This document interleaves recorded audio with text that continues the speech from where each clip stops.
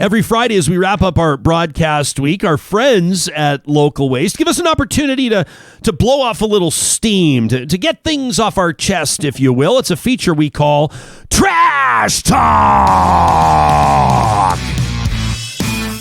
I love this one from Shame Thrower Shania. That's right. She says, to be honest, I don't have much sympathy for those who choose not to get vaccinated. I simply don't, especially when there's people who can't get vaccinated and would love to, like, I don't know, maybe kids under 12 years old. These people are why this pandemic isn't slowing down anytime soon. They're selfish, especially when it comes to the very rich, my body, my choice shit. Why are people consistently nattering out that line when those same people don't believe it when a woman says it about her own health choices?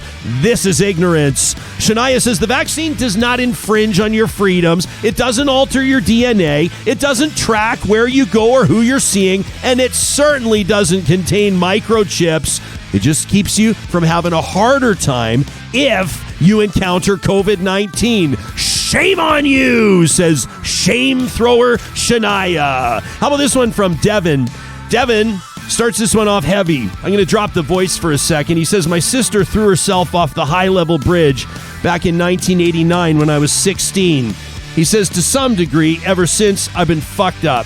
He says, I'm a lot better now, of course, but you never know when it's coming back to hit you again. So that was a singular event in my life that I struggle with, and now I'm finally grasping the stories of these thousands of Indigenous children and their traumas, the traumas they've walked with for, in some cases, decades. I can't imagine their pain. Last Thursday, when I turned on the news to find out our Prime Minister was on holiday in Tofino on that inaugural day of Truth and Reconciliation, should have blown my mind, but it didn't. I can't believe it. That from Devin. Much love, Devin. Thanks for being a part of the show.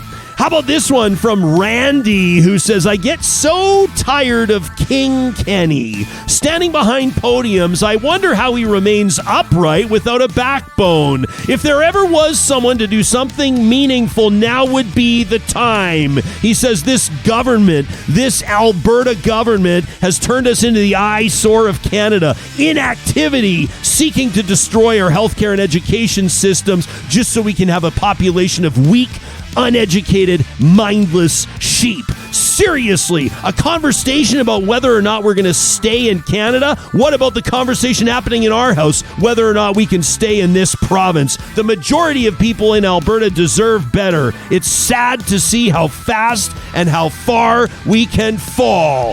Screw the rest of us, I guess. But hey, says Randy, to all the real talkers, keep throwing punches. Randy, you got it. And I love this one from Jenna. Jenna says, I'm sick and tired of seeing people yank on their dog's leash when taking them out for a walk. In addition to just being cruel, guess what, everybody? Dogs experience the world through their noses. So unless you think the walk is supposed to be for you and not your furry friend, let them smell the fucking smells. They're bored of the same old smells at home. And if you take them on the same boring loop around the same boring blocks, they're bored of those smells too. And guess what? Walks are meant to be just as much, if not more, mental stimulation in addition to physical exercise. So let your dog smell the fucking smells. She says, you can thank me later for a happy dog. Also, may I please pet your dog?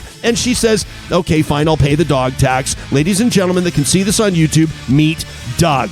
That from Jenna, paying her dog tax, and she's right. Quit yanking on those leashes, everybody. You can send us your trash talk to talk@ryanjesperson.com. We monitor our email inbox. You could hear yours read the next time we get into it. We're off next week. We wish you a very happy Thanksgiving. We're back on Election Day. That's October 18th. In the meantime, learn more about that daylight saving time referendum question by checking out our August 3rd episode with Dr. Michael Antle.